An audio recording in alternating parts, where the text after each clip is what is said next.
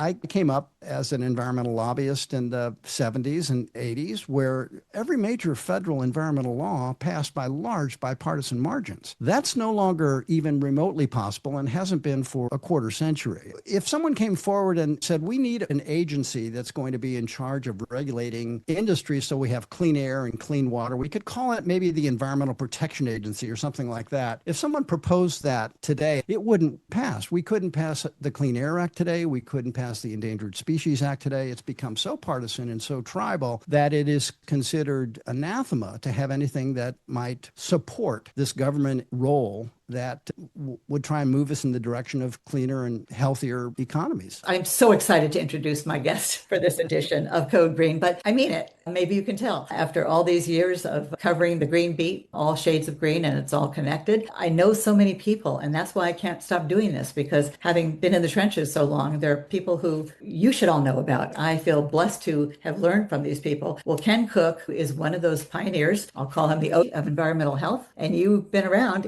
environmental working group about as long as I have, because we were sharing an office at the Tide Center in San Francisco way back when I started Trash Talk 29 years ago. So you have done work that is just phenomenal. It's so important because we are putting things on our skin, we're drinking, eating things that we assume must be safe, or they wouldn't sell it at Safeway or Macy's. And having been involved with Teens Turning Green, which is one of the things you focused on, it's criminal now. I guess preteens are wearing night moisturizer and makeup, which is crazy, but I digress. I want to thank you for being on this episode. It's an important month. It's April. It's Earth Day Week month. So how are you doing in this political climate? Well, first of all, let me just say Code Green is indispensable. The perspective that you bring, the experience. We live in an age where there's unfortunately more influence than authority, and you bring both. We just want you to have growing influence, and I've been a fan for a long time and have valued our interactions over the years. This has been a tough period for me, and I'm not shy about saying it. It's really affected me personally. It's affected my health. It's affected my outlook. This has been a tough time because we're seeing so much torn down that we worked on for decades, and I think this is an interesting subtopic, kind of took for granted in a way. I'll say it's maybe a failure of my imagination. I don't think I'm alone, that someone would come in with the agenda and the approach that the Trump administration has taken in Project 2025 and the overall plan for implementing it, that the whole goal here was to tear down the ability of the government to do its job. And there's no place where that's been more important, more focused on because of vested interest behind this agenda than the environment and public health. That has been seen time and again. I don't really mean this in a partisan way. We've worked in a bipartisan, nonpartisan way for our entire 30 plus years, but there's a difference now. And the difference is the faction in conservative circles who really saw that the only way to approach dealing with environmental law and regulation that was encroaching on profits and corporate preferences and goals was to tear down the ability of the government to do its job. Lee Zeldin, our current EPA administrator, said when he was named that it really didn't matter what his views were beforehand. He wasn't bad as an elected official in the Congress on things like PFAS and a few other things. People pointed that out. I recognize that because we experienced it at the time. But his job, when he was hired by Trump, operating under the sort of Project 2025 OMB direction, was to tear down EPA, was to fire thousands and thousands of employees. He has his own little adorable Trumpy sub-brand, which is the Great American Comeback. And under that banner, he has proudly said that he's taken actions that have been more deregulatory than anything that's ever come before. A historic figure in that way. And it's not just deregulation. I think of deregulation as let's go after this rule that maybe Biden passed under the Clean Air Act, or let's reverse this pesticide decision. Of course, there's always a deregulatory agenda. What's more insidious and I think more damaging long-term is the disregulatory agenda, where if your theory of the problem, which is the theory I think embedded in Project 2025, is there's deep state that is animated by the goal of supporting the left, supporting advocacy, then you see EPA scientific research and NIH scientific research as subsidies for advocacy. advocacy inside and outside administrations. And so you want to end that subsidy. You want to end that source of information, that source of data, that source of expertise, because scientific expertise is kind of freestanding, right? And you can't control it as an authoritarian if it's allowed to express itself too openly. So you see that in vaccine policy, you see it at EPA, where the goal is not so much to debate the science and bring the other perspective on, it's to fire the scientists who disagree. Which is a lot of them, because scientists base their work on facts. Yeah. And it is overwhelming, and there's no legitimate argument. And of course, the endangerment finding being rolled back in that faux climate group. What a joke. I have a MAGA cousin, and he said, oh, no, they're looking into it. I said, I can predict which 5 climate scientists are going to be on there. People say it to me, and I say it to my TV, don't they have children? Don't they have grandchildren? Yeah. The billionaires really need more money and power so much. How do they face themselves in the mirror? Because this is one area, it's been made political and controversial by one party. Not one Republican voted for the Climate Act, okay? Yeah. I point that out a lot. And they're all sheep now, but some things are not reversible. And we are late in the game. The Republicans would say, oh, we're for clean air and clean water. No, they're not. But they would never say climate. They couldn't, that was not on the agenda. What are they doing to our air and water now, Ken? Well, there's really virtually no aspect of the Clean Air Act, whether it's regulation of smokestacks, and they're trying to keep coal plants open, generating power, dirty old plants that are expensive, that the utilities themselves want to close down, but they're forcing them to stay open or shift to natural gas. They're canceling all the support that was put in place, not just by Biden, but on a bipartisan basis for decades, that supported electric vehicles and electrification and solar on residences and businesses. Trump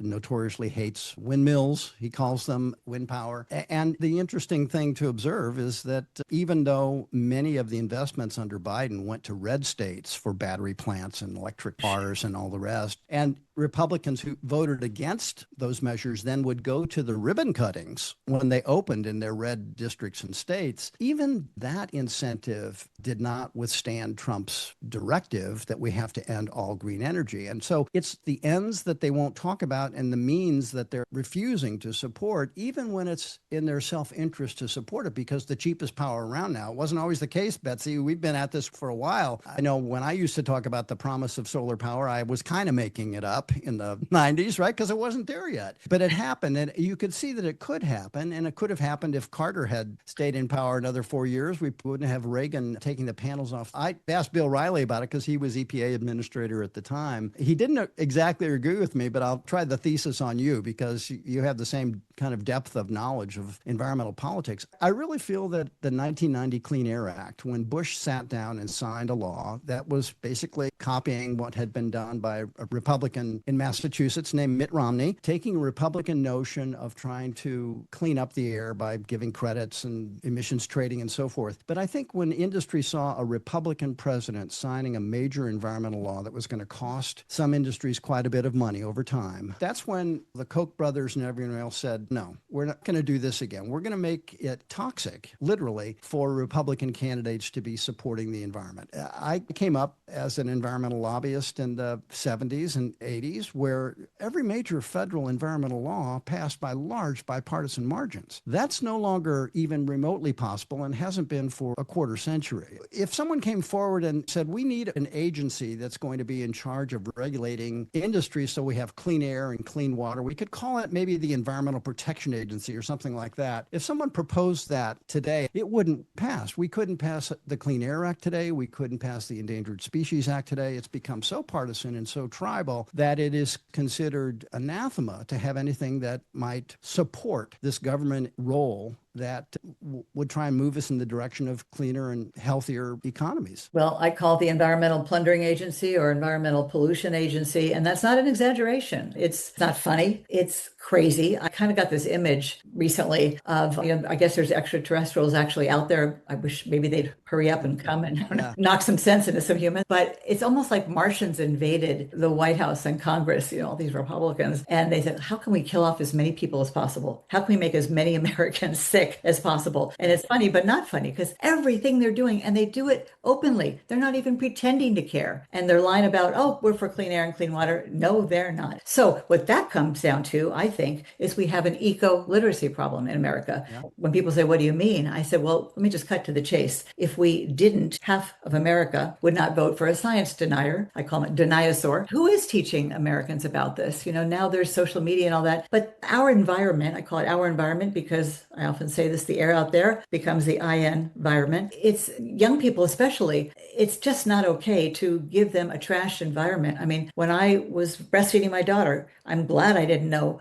all the stuff that was going into her body. And now when she's breastfeeding my granddaughter, I have joy and I have dread about this child's future, and they want to have another one. And it's hard. It's really hard. And to think that there are people in positions of leadership actively, proudly, loudly making it worse on all, it's not even just climate, as we've been pointing out. It's food like PFAS, forever chemicals. I got tested recently. I've got 7 out of 10. Forever chemicals, apparently they don't come out of your body. And I was told 98% of us have them. Most people don't even know what they are. Coal ash was the latest. Glyphosate, which is what pesticide and Roundup, mercury emissions. Let's make it all easier. Just, emit. Even the people who are funding them, the fossil fuel industry, don't they have kids and grandkids? Because it's gone to a level so insane. I call it pathological because it's not sane. It's not normal to, harm our own nest. And it's only a year and change into it. That's exactly right. When you go issue by issue, policy by policy, and ask rank and file Republicans or independents, or much less Democrats, they don't like these policies of turning back environmental protection. It doesn't make sense to them to keep coal-fired power plants going when we have the capacity now to power our world with clean energy. And I'm talking about solar panels just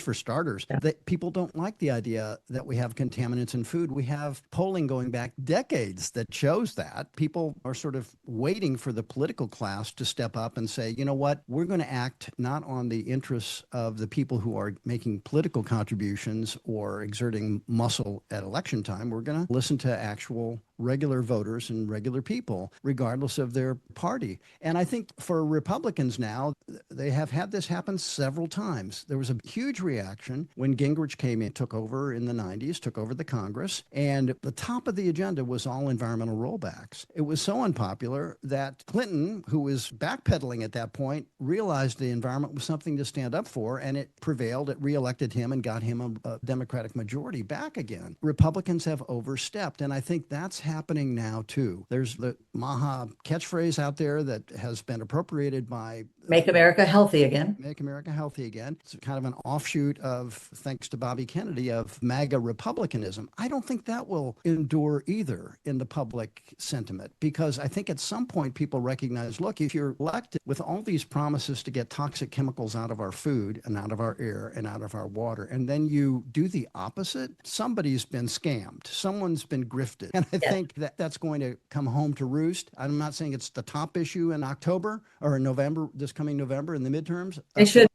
But it will be up there. People are noticing that they were promised things from the president on down that the opposite is happening. So I think the rank and file support, they've lost the cultural debate. We want a cleaner environment. We want industries to be regulated. They're the only ones who would say that they're not. They're actively making it worse. Right. And we have to, we have to hold them accountable, as you do on your show, and we do every day at Environmental Working Group, and lots of other allies do the same. Important to do that, but it's also important to remember, obviously, elections matter, because it puts people in charge who, in this case, everyone's just silent. They give up their own prerogatives for political control and power if they're in the Congress. They just turn it all over to Trump, and Trump turns it over to the coterie of people around him because he doesn't really know anything about these policies. I say they're getting away with theft and murder, theft of my granddaughter's future, and climate change kills. Guess what? More people died of climate and will than extreme weather events than COVID. And when you saw what happened when COVID hit the world, it shut down, and behavior changed almost overnight. It should be the same kind of coverage. People, they say, what do you mean there's not enough coverage? I hear about climate change. I said, no, talk about the causes, and it's all interrelated. Our environment, it's like the web of life. You pull on one end of a web and it all unravels. And that's what's happening. And ecosystems, all of them that I'm aware of, are in decline. Do you think, Ken, that if more Americans knew that we really are late in the game and we are losing species, birds, bees, and these poor critters, I feel so sorry for the animals, thinking this is spring and then summer happened very quickly here in the Bay Area. And then all of a sudden it's cold and rainy again. They can't adapt that quickly because these changes have happened so quickly. It's hard. You have to start with the premise that informing people and having them understand the science better, understand the dynamics of climate change and air and water pollution, basic things, even basic things like how, chemicals, including pesticides, interact with our body in the ways that we're allowing that to happen to our detriment without regulatory action that's happened for decades, right? We've just been too permissive. We don't even think about the combinations of chemicals that are in us and try and regulate those. We just assume that that's not measurable or not of consequence. I think it's really interesting that the whole question now, I talk about this a fair amount on my podcast, is the link between the strategy for discrediting scientific authority and environmental authority linked to discrediting the authority of the media, to tear down the reputation of independent journalism. And I'm sure you have your complaints like I do about legacy journalism, but still, we had a public square at that, and partly technology and partly mistakes that were made in trying to understand the new media journalism. It's really made it very difficult to assemble an audience the way we used to, huddled around watching 60 Minutes or the nightly news or the morning paper. People don't read newspapers anymore. People don't listen to the nightly news. So the question becomes, how do you educate people? Forums like, you established for decades now, Code Green and the latest iteration, these are important because this is where you can have an in-depth conversation. You can hear things you disagree with. I hope there are some people out there who are hearing some things they disagree with that we're saying right now. Come on the program, yeah. And then follow up. And I'm a big believer in doing your own research. I'm a big believer in that. I'm not saying that every research initiative a person undertakes is going to end up right, but I encouraging people to be curious, encouraging to challenge expectations and norms is valuable. Where it becomes harmful to me is where it degenerates into nihilism or to this sense that nothing matters. Only the judgment of the person who's most influential matters, the person who has the most followers. Both parties are the same. No, they're not. They're not the same. Biden didn't do enough on Roundup either. I agree. And we protested it, right? We fought it. But to compare what he's doing to what the Trump administration is doing. They're clawing back the Climate Act. Oh my gosh. Yeah. All of and that. then stopping windmills while they're almost finished. Yeah. Paying $1 billion. And these are the people who are so worried about government waste. Remember Doge? Yeah. It's so hypocritical, Ken. Help me think of another word because that doesn't touch it, Yeah. I get what you're saying completely. I'm astonished at it. That's why I say, sort of at the outset, I feel like in some way it's a failure of my imagination that I can't even comprehend how people like this think. But on the other hand, the world we live in now, it's tribal. The communications channels are customized around each person. The public square is assembled through zillions of channels of social media and Twitter and Reddit and all the rest. It's really hard to amass enough media, to amass enough attention to change people's minds. But I do think it's important to give people actionable ideas, help them understand, criticism of these policies that are in place and why they're being brought forward, the forces behind them, who's really benefiting. I think we can't. And who is being harmed. Yeah, and who's being all harmed. of us. And that's what that's obviously what, Betsy, what you've stood for decades. And I know you've done your level best to get the journalism to pay more attention. And I think people have heard that, but I also think that they're up against changes in the business model and technology and all the rest that makes it even harder. My view is if you look at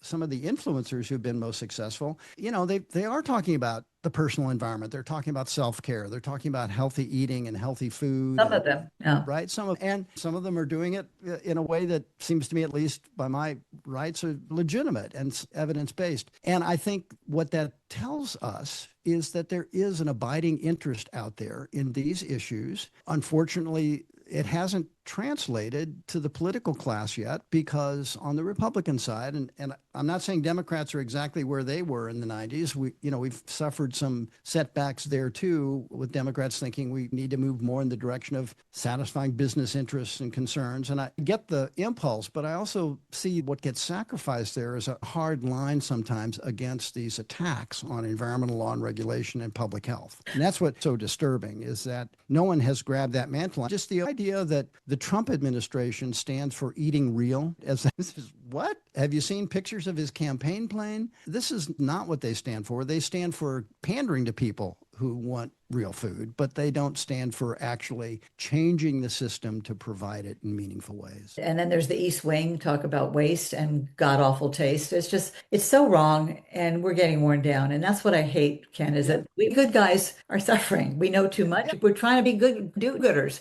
and the bad guys are somehow in charge. And here's my hope, that because Trump, alienates so many people every day, that there will be such a strong backlash in the midterms, that it'll be so clear that this just is not okay with the American people. And what you're talking about in terms of, people are for clean air and clean water, they're also for gun control. Yeah. Last time we had assault weapons banned, murders went down. More than one mass shooting a day in America. You don't even hear about them. And it's the lobbyists. And I dread the day that my granddaughter has to do an active shooting drill, She will. Maybe we'll move to Portugal before then. There's so many things to be fighting for, right? That all of us should be, like with the astronauts up there looking at this beautiful marble Earth, and they're saying we're all the same as human family. And I wish they'd say more about what we can see damage to the atmosphere, which a few astronauts have seen, and the overview effect, which is what it sounds like. But they go back to how many people can we kill? And when are we going to attack Iran and open the Straits of Hormuz to let more oil through? We weren't so darn dependent on fossil fuels and oil. I don't know how we survive 2.5 more years of this. They are killing people. They have blood on their hands. So my luck is terrible, my timing, having been really early on with green solutions programming. But the more I learned, the more I said, this is a great beat. Where's the press? Where's the public on this? We are so late in the game, and some of these things are just not reversible. And what you're talking about in terms of a splintered media environment is exactly a problem, because with social media, we've democratized media content for content creators and content consumers, but it is so splintered. How do you get enough there? And I can't keep doing this for a small devoted audience, but you have to have so much money, and I've spent too much trying to go beyond the choir, because that's the whole purpose, right? Well, anyway, I love the name of your podcast. Ken Cook is having another episode, maybe because people have said you're so committed, and I say, I may end up committed, and we have to laugh, right? That's right. So how do you like being a journalist as well as advocate activist? Yeah, I was a freelance journalist and writer before I started EWG, and before I went to work for World Wildlife Fund and American Farmland Trust and other NGOs. And my feeling is, I'm going to try and cheer you up a little bit. Your work over the years, Betsy, has stood out to a lot of us as critically important to the people you do reach. You're encouraging people to think more deeply. You're encouraging people to stick by their guns. You're encouraging people to see issues in a fresh way. And you got to step outside. We can't build little fortresses around us. For EWG, we have a lot of focus on what you can do to protect yourself. And I think that's vitally important. I don't think anyone could go in front of an audience now of pregnant women and say, hey, you know what we really need to do? We need to pass a law that's going to regulate these pesticides more tightly. I don't think that's going to happen. By the time they have those babies and those babies have their babies, we still won't have solved the problem by regulation. So we encourage people to take action on their own. That doesn't mean we give up the fight for the common good. That happens every day, day in and day out. It's an uneven fight against companies and industries that just don't care. The official position of chemical companies and pesticide companies now is that every single addition of a new pesticide or a new application that exposes people to these substances is just fine. That it doesn't add up to anything. It's just the way the system should work. We should have more chemicals in commerce. They should be unfettered in terms of how they're used in industry. We should never think that because our studies have shown babies are born with hundreds and hundreds of toxic industrial chemicals in their blood while they're in the womb, that's just fine. And it may be technically an interesting perspective if you're trying to defend the chemical industry, but it is not science. There's nothing scientific about that. You have to put the burden of the doubt on the other side that we weren't made with all these chemicals. They're introduced into the world. We're exposed to them involuntarily. And because that's the case, government should do something. And if the government's not going to do something, which is often what happens, safe drinking water, pesticides in food, food additives, and so forth, you have to take action on your own. And so after starting out as entirely a policy shop back in the 90s, when we saw policy wasn't working, it was grinding to a halt. We weren't passing new environmental laws. We weren't passing regulations with the speed we needed. We decided to tell people, hey, well, here's what's in your cosmetics. Here's what's in your water. Here's what's in your food. And here are options that you can take advantage of that are affordable to reduce these exposures. And we can't tell you that if you reduce the exposures, you're going to have a healthy outcome in every case. But what we can say is it makes sense to reduce the exposures, and government policy is not going to do that. And you have great free lists. People can make a donation if they wish, talking about what are the safest sunscreens, what are PFAs, can we get them out of our system, these forever chemicals. So it does empower people. It does allow people to be educated. That's why Environmental Working Group, and those of us who have been doing it a long time and fighting the good fight and making a difference in our small ways, we should be supported. We should be applauded, because I'm just one person. I got one daughter and one granddaughter. Everybody who, especially as a parent, grandparent, should be loud about this. Well, I just want to say again, everyone I know in the environmental community, in the professional ranks and well beyond, recognizes and appreciates what you've been doing for decades, Betsy. And I just want to encourage you now. I know it's not like you could be stopped from doing it. That's been shown. I wish I could. That's been shown to not be an outcome. But I just want to say that people like you, voices like yours, the authenticity and the authority you bring to it from decades of experience, in an age of influence, that doesn't always translate into the outcomes we would like in terms of audience size and all the rest. But it matters a lot to reach the people and reaffirm their commitment. And even if you're reaching someone who's already in the choir, sometimes we need to hear from our choir mates. Sometimes we need to hear, hey, you know what? I'm feeling the same headwinds. I'm feeling the same discouragement. And I'm not going to give up, because Betsy Rosenberg isn't giving up. Thanks so much, Ken. I hope you enjoyed that interview. I swear I didn't ask him to say those nice things, but it does feel good after all these years to know people are out there listening. But you know what we need? You know what my mission is? I'm a woman on e-mission, is to get everybody, or at least those who eat, breathe, or drink, as I say, to tune into our environment. Mother Nature is screaming at us, begging for help, and we have kicked the carbon can down the road too long. I started this 29 years ago on Earth Day, but the plan was always to go international. I had people who heard my program in Russia and Louisiana and change their lives. You'll hear about that. I need your help to grow, to expand our audience. It really is for everybody. Make a donation if you can. Any contribution will help. Please subscribe to our YouTube channel and also to our codegreenmedia.com website, so you get the description of each guest when it comes out each week. I'm trying to, with my great guests, with the solutionaries I know after all these years of doing this work, to get more people on board. We need to go from critical mess to critical mass. And yesterday, not tomorrow, today. This is for you. This is for all of us. I'm just the messenger. Hope you can help. Thanks.